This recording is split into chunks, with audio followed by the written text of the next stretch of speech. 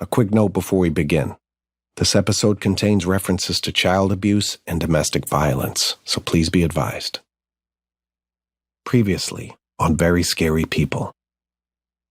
On November 13th, 1974, a mass murder shook the sleepy Long Island town of Amityville, New York. That night, 6 members of the same family were killed methodically, one by one, execution style. Only the oldest son, Ron DeFeo Jr., was spared, who told police he discovered the rest of his family slain at home in their beds. The DeFeo murders made headlines everywhere. In Amityville, police pored over evidence, trying to piece together clues. Who killed every single member of this family but one? And why? It was one of Long Island's most chilling crimes. 6 members of the DeFeo family shot to death in their Amityville home. They say there was no sign of robbery or struggle at the Amityville, Long Island home. Killed were auto dealer Ronald DeFeo, his wife, and 4 of their children. People we talked to seemed to feel that whatever was the motive for this crime, it had something to do with the family. On November 18th, 5 days after the murders, residents grieved the loss of the family at St. Martin's of Tours, a Roman Catholic church in the heart of Amityville. Laura DeFeo was a television journalist in New York at the time of the murders. Because of the notoriety and the publicity surrounding the case, where you had the news media there, you were having the funeral mass for 6 members of the DeFeo family, and the church was packed to overflowing. Paula Uriburo was at the funeral that day. She was one of Don DeFeo's friends. Dawn, remember, was the oldest daughter in the family. There was no sound except for the organ. It was very weird. It was very quiet. Suddenly, they wheel in not 1, not 2, but 6 coffins. Anthony Gangitano played football with the middle son, Mark DeFeo. I just remember all 6 coffins just in the front of the altar, and it was just the most terrible thing you'll ever see in your life. I mean, it's terrible. You know, you're just in shock. I actually went outside for a little while and sat outside. It was overwhelming. St. Martin of Tours, where the funeral took place, was founded in 1897. Nowadays, it's surrounded by greenery, and when you walk through the church's tall white double doors, the walls are lined with red, yellow, and green mosaics that depict biblical scenes. Light streams in through colorful stained glass and from the intricate chandeliers. But that autumn day in 1974, 6 coffins were lined up in the middle of the church aisle. The funeral took place right across the street from the Catholic elementary school in Amityville, where the youngest DeFeo kids went to school. Here's Laura. The nuns decided not to let the classmates of the DeFeo children attend the funeral services for a number of reasons. Number one, it was crowded, but they didn't want the kids to be, exposed to that. I mean, I guess it was K through 8th grade. And that's sort of sad when you think about it. Certainly they didn't want the school children to be exposed or be questioned by the news media or anything like that, or they felt it would be upsetting. But it was still sad that those kids, the DeFeo kids' classmates, were not able to attend the funeral. This was the first time a lot of the older kids were exposed to such a violent and tragic loss of life. Here's Paula again. People's grandparents died, or, people in the family you weren't necessarily close to as a kid. But when you were, a junior in high school or sophomore in high school, and somebody your age dies, it has such an impact on you psychologically. You suddenly have this sense of your own mortality. You feel like, well, I guess I could die. Something like this was so unprecedented and so shocking, there was almost a numbness, which made going to the funeral seem like there was hardly an alternative. Yeah, there was no sense of that you might be feeling grief or shock. Any of the feelings that you would normally have, there was none of that. I was like, we'll go to school, And then it was a question of, well, if you want to go to the funeral, okay. And that was the extent of the conversation. In the years since the murders, memory has smudged the sharp details of that day. But there are still a few things Paula remembers about her late friend's funeral. The girl next to me felt like she was going to faint. I said, "Are you hot? Are you hot?" And she said, "No, I just feel sick." And I kind of had that feeling too, because I remember thinking that the coffins of the 3 younger children were white. I don't know that that was even true, but that was my memory of it. But I remember thinking, so there were 3 adult-sized coffins and then the 3 children. And I remember thinking, Dawn is in one of those adult-sized coffins. That day during the funeral, the church was packed with neighbors and loved ones. It was so heartbreaking. And again, to me, there was no sound. Every once in a while, you'd hear a sob maybe, but that was it. They wouldn't let us go out until everyone had filed out of the church. So when we went out, all we saw was this huge procession of the hearses now going to the St. Charles Cemetery. I mean, it really was a surreal kind of experience. And in a strange turn of events, police wouldn't let Ron DeFeo Jr. attend his family's funeral. They wanted to keep him under the watchful eye of police, they said. Rick Osuna wrote the book, The Night the DeFeos Died. Like we said in the last episode, Rick is one of the preeminent experts on the murders. Interred. He never got to say goodbye. I don't even think he's really ever got to properly grieve for his family, especially his brothers and sisters. You have to understand that he really loved his brothers and sisters very, very much. But look a little closer, and you'll see the cracks within the family begin to appear. From HLN, this is Very Scary People, the Amityville Murders. I'm your host, Donnie Wahlberg. This is Episode 2, Meet the DeFeos.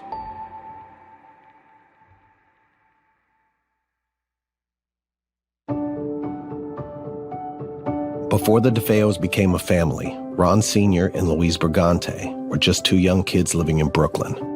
Ron Sr. was tall, slender, and handsome. Louise was a natural beauty who wanted to pursue a career in modeling. I've been told by the family and friends that, Louise at one time was even dating Mel Torme. Mel Torme, that wildly successful big band jazz singer. He composed probably one of the most famous Christmas songs to date. Like chestnuts roasting on an open fire. I happen to know this because New Kids on the Block did a cover of it. It's actually called The Christmas Song. She had the pick of a litter. She was a beautiful woman and young girl. Louise and her parents, the Brigantes, were tight. But much to their dismay, it wasn't Mel she chose to stay in a relationship with. Louise fell in love with a man nicknamed Big Ronnie. The Brigantes weren't crazy about him. But when you're young and in love, it all happens so fast.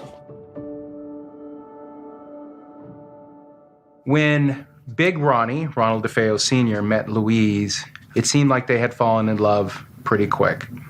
And Louise's parents, the Brigantes, were not a fan of Big Ronnie. He was crude, obnoxious, a braggart. They didn't really see Louise with him. Still, Louise and Big Ronnie went ahead with their relationship, and they got married to each other in 1951. At first, Louise's parents completely cut her off, basically disowned her. But they wouldn't be out of the picture for long. Just a few months after the wedding, Michael and Angela Brigante came back into Big Ronnie and Louise's lives, just in time to welcome their first grandson, Ron Jr., to the family in September 1951. The Brigantes loved Louise very, very much, and they wanted to make sure she was provided for. So they actually bought the house in Amityville for the DeFeos. They continued to buy furniture and so forth. After Ron Jr. was born, 4 more children followed. Louise and Big Ronnie seemed to be a happily married couple. Big Ronnie had a soft smile and thick brown hair, and his wife Louise had high cheekbones and big auburn hair. In the life-size oil paintings that hung along the Ocean Avenue house staircase, Louise is wearing a delicate red long-sleeve dress and pearls around her neck. Friends said Louise was a loyal wife and a committed mother. She cooked a lot of Italian food and loved to take her kids to museums in New York City. In family photos, the DeFeo kids looked alike, all of them with dark hair and wide, searching brown eyes. You had Don DeFeo, Allison DeFeo, you had Mark DeFeo, and then you had John Matthew DeFeo. So it was a big family. In 1974, Dawn was 18, 5 years younger than her big brother Ron, a.k.a. Ronnie, or Butch. Dawn was outgoing, well-liked, and had plans to go to secretarial school after high school. Dawn looked up to Butch, and actually Butch looked up to Dawn. Butch told the children, his younger brothers and sisters, that they should take after Dawn's example. She was going to school, whereas Butch had not finished school. Here's Paula again. We first connected on CYO softball. We were in the softball league together. And she seemed like such a genuine person she always had this, nice smile. She was always friendly. Even though Dawn was older, and by teenage rules, hipper, she didn't make Paula feel less cool. There were other girls who, because they were older than you by a year, they didn't really want to associate with you. But she was never like that. We were just 13, 14-year-olds having slumber parties and pool parties. I mean, there was nothing out of the norm. Younger kids in the neighborhood knew Allison, Mark, and John Matthew DeFeo from grade school. Allison was 13, barely a teenager when she was killed. So Allison DeFeo was, if you had to say it, Butch DeFeo's favorite sibling. She was very petite, very neat and organized, and she loved puzzles. She loved riding in Butch's boat. Then came Mark, who was 11 then, and recovering from a football injury. John Matthew was the youngest DeFeo. Butch DeFeo was very close to his brothers. He loved them. Little John Matt, he was 9 when he died, and he was just your typical 9-year-old boy, loved playing with their dog Shaggy, and he was just a sweet kid.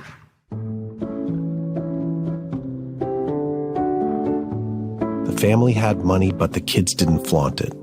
Here's journalist Laura DiDio. They did not walk around like, hey, we're rich kids flashing money. They had normal lives. They rode their bikes. In those days, before computers, before the internet, before video games, you went and you played outside, or you went over to your friends' houses and visited. They were happy. They liked their siblings. In a lot of ways, the DeFeos were your average white middle-class family living in the suburbs. They were well-adjusted. They had a lot of friends and engaged in all of the normal activities for kids their age. In other words, they were, pretty normal. At least that's how Dawn's friend Paula remembers it. The pool parties were fun, and there was nothing out of the norm. You would never think that there was anything weird, anything that would happen that would disrupt this, typical suburban 1970s childhood. The two became friends playing softball together. Paula remembers what Dawn looked like as a teenager. She had a very round face, and she was just beaming all the time. And I remember she had this long, really long hair that we always marveled at it. And we used to joke with her that when we were playing softball that it was going to get in the way. But she would never put it in a ponytail. That was sort of her crowning glory. Paula remembers being really impressed by Dawn. She was confident and not afraid to bend the rules. I think the one I smile about is we all had recess at the same time.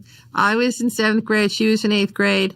And the nuns were very strict about having your shirt tucked in, and you had to have your skirts at a certain length. And I remember her looking and doing what we all did, which was to roll up our skirts a little bit to be in fashion and to be cool. I saw her do what we all did when we weren't around our parents. And I remember thinking, wow, she's crazy because the nuns are going to say something. I looked at her and she smiled at me as if to say, you know what I'm doing, right? And it was like this little moment, and I just remember that. So funny. That was who she was, Like so many teenagers, Dawn wanted to get away from her parents after high school. This naturally created some strife in the family. She wanted out of the house, and she was willing to do just about anything for it. Dawn had a boyfriend named William Davidge. He was the same age as Dawn. His family had moved to Florida from Long Island, and Dawn longed to start a new life with him. Dawn was trying to get to Florida to be with him, and he said that she would have done just about anything to get out of that house, including riding with the devil all the way to Florida, if that is what it took. In an affidavit, Davidge wrote Louise and Big Ronnie wouldn't let Dawn move away. He also said Dawn would use Butch for money, and talks about a time Butch gave him cash to take Dawn to the high school prom. So what was it?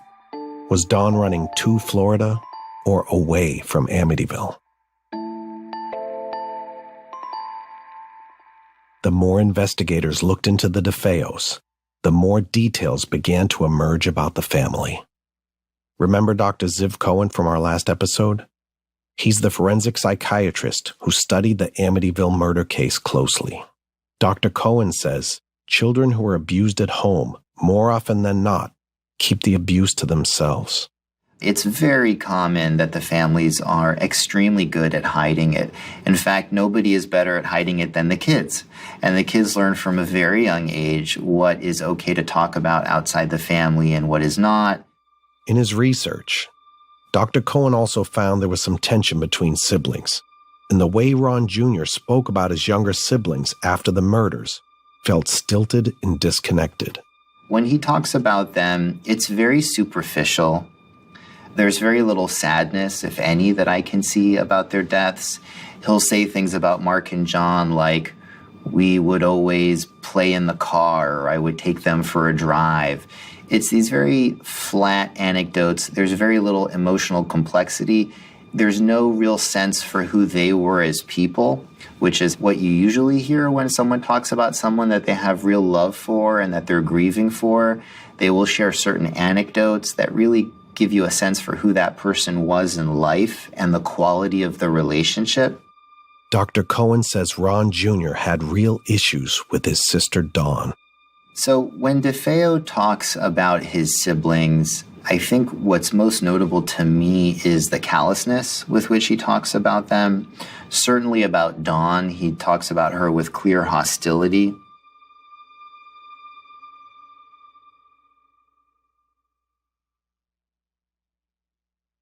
At the center of the DeFeo family was the patriarch, Big Ronnie.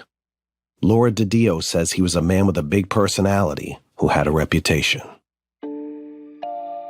In trying to describe to today's audience what Big Ronnie Sr. was like, is an Archie Bunker on steroids type character. So he was of his time. He was Italian. He was chauvinistic. He had a temper. Here's Joel Martin, one of the first reporters at the scene of the murders back in 1974. People did not like Ronnie. I'm sorry to say. I don't want to put him down, and I don't want to criticize him despite all the terrible things they say he's done. It's not my place necessarily, but the family itself has a reputation from some of the neighbors who I've spoken to of having a lot of problems. And this is the problem. The problem is that they don't get along sometimes. Neighbors whom Joel talked to that night remember there was a lot of fighting at the Ocean Avenue house, and it got pretty loud. Ronnie and his father fight. The wife and the husband sometimes don't get along, and they argue. And so there's dissension and there's conflict within the DeFeo family. It's not the happiest place you want to be. Far from it. It was just not very good. And this is the neighborhood's reputation or thoughts about the family and the house. At those summertime pool parties, Paula Uraburo remembers hanging out with all the DeFeo kids and their mom, Louise. Big Ronnie was usually absent, but the moment he showed up, you couldn't miss it. Her father was controlling the barbecue outside and shouting orders to whomever. He was a big presence. You know, he had a big personality. There were some fathers that didn't make an impression on you. And in this case, the impression that he made was simply that, I don't want to say the term bully. You were a little afraid of him. He was a little scary because his voice was a little loud. Paula felt similar vibes from Ron Jr., but there was something a little off about him too. And not just in a weird, he's my friend's older brother type of way. He just was this loner. And was really kind of not attached to the whole social aspect of the family. Back to that family violence we alluded to earlier. Journalist Laura DiDio says Big Ronnie allegedly had a history of getting physical with his wife. There are stories about how Louise was coming up from the basement, because in those days many people had their laundry room in the basement, and she was carrying a wash basket full of clothes, and he slapped her and she went down the basement stairs. So there was some of that, and there was that mentality probably among chauvinists that, hey, women had to know their place and keep to it. Gloria Gangitano witnessed Ron's strong personality firsthand on a couple's trip. She was friends with Louise. Well, we did go to Montreal, to Canada, with Ronnie and Louise and my husband and myself. We went for a few days, and that was quite an experience. He was a strange guy, Mr. DeFeo. He kind of wanted to be in control of Louise and me. We went to a church, and the priest was taking us on a tour, and we were like, reacting, wow, I can't believe it, I can't believe it. And he got insulted because he said, I told you all about this already, and you sound like you never heard it before. So he wanted a following, that everyone should just listen to him and do what he says and agree with him. He kind of thought that he was in charge of everything. So it was kind of an interesting weekend. I was glad I got home. Rick Osuna had a theory about where Big Ronnie's abusive behavior came from. I think that was to compensate for him living in the shadow of his father-in-law. Without his father-in-law, he wouldn't have a job, he wouldn't have a house.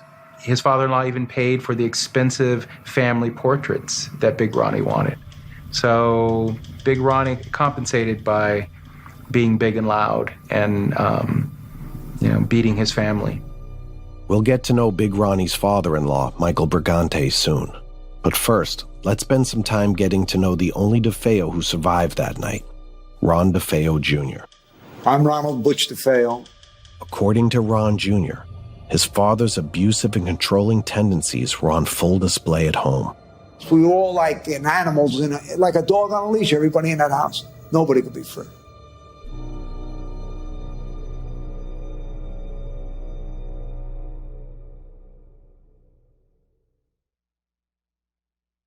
Rick Osuna refers to Ron DeFeo Jr. by his nickname, Butch. Rick's own journey with the Amityville family started in 2000, when he was a researcher working on a History Channel documentary about the murders. After the project was over, he followed his curiosity to learn more about the DeFeo family. That led him to Ron Jr. Rick would later get to know Ron Jr. pretty well. The abuse at the hands of his father started early. Rick says that Louise's brother once saw Big Ronnie push Ron Jr. into a wall when the child was just 2 years old. They'd all been sitting in the basement just watching TV. Sometimes Big Ronnie would be affectionate and playful. The next moment, he got physical. And things didn't get easier as Ron Jr. grew older. Rick says as the firstborn DeFeo's son, the pressure to excel was really high. By the time Ron Jr. was in his 20s, he was a stocky guy with a full beard and thick bushy eyebrows. But as a kid, Butch was overweight, and his dad didn't let him forget it. It took a toll on Ron Jr., a.k.a. Butch. Butch DeFeo, when he was a teenager, took a lot of speed to lose weight. He wanted to get skinnier, and he got into drugs and alcohol. Here's Ron Jr. in an interview from 2014. Every day I got high. I used heroin. I was using a lot of heroin back then. I was drinking to excess with scotch on the rocks. It's hard to tell which came first for Ron Jr., the drugs and alcohol, or the run-ins with the cops. But in his teens, he started getting into trouble with the law. He did get arrested prior to the murders for grand larceny, stealing an outboard motor. And so Butch He would never look for trouble, but he would never run away from it either. At 23, Ron Jr. was in and out of trouble, but his mom, Louise, looked the other way. Rick recalls Ron Jr. was particularly close with Louise. Butch was her pride and joy. The relationship strained over the years because Butch started blaming his mother for allowing his father, her husband, to get out of control with the abuse. Louise's friend Gloria believed there was something sinister about Ron Butch DeFeo Jr. Louise used to tell me that Butchie was bad. I didn't know what she meant, but she said, no, Butchie is bad. He's always troublesome. So there was sibling rivalry and physical abuse in the DeFeo household on Ocean Avenue. And Rick says there was something else. Folks in Amityville knew they were connected to the mob as well. And so, investigators began to follow a new lead. Did the mob have something to do with the DeFeo murders? I knew something bad was going to happen to my mother and father. I didn't know when it was going to happen. I didn't know who was going to do it, but I can say that I knew something was coming. That's next time on Very Scary People.